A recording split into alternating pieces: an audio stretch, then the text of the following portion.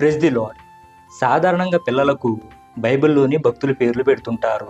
ఎందుకంటే వీరు కూడా వారి వలె దేవుని యందు భయభక్తులు కలిగి జీవించాలి అని. అంతేగాని భక్తిహీనుల పేర్లు ఎవరు కూడా వారి పిల్లలకు పెట్టుకోరు. ప్రతి వ్యక్తికి పేరు పెట్టబడుతుంది. పేరు లేని వారంటూ ఈ లోకంలో ఎవరూ ఉండరు.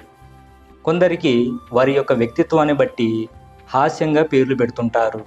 ఈ లోకంలో మేలు చేయువారు కొందరైతే కీడు చేయువారు అనేక మంది ఉన్నారు.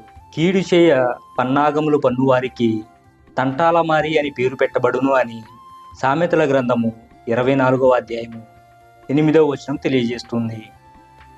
నేటి దినాలలో అనేక మంది కీడు చేయడానికి ఎంత మాత్రమూ వెనకడుగు వేయడం లేదు.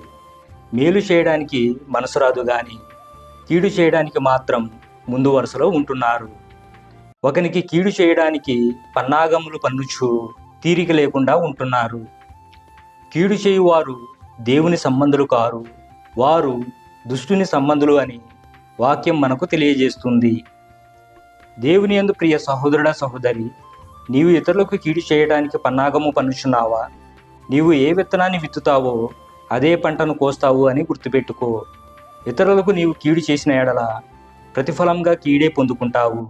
అదే మేలు చేసిన ఎడల ప్రతిఫలంగా మేలే పొందుకుంటావు. ఒకవేళ ఇప్పటి వరకు ఇతరులకు కీడు చేయొచ్చు తంటాలమారి అని పిలువబడుతున్నావు ఏమో, ఇకనైనా నీ వ్యక్తిత్వాన్ని మార్చుకో. ఇప్పటి వరకు తంటాలమారిగా ఉన్న ప్రతి ఒక్కరిని దేవుడు పరిపూర్ణంగా మార్చునుగాక. ఆమేన్.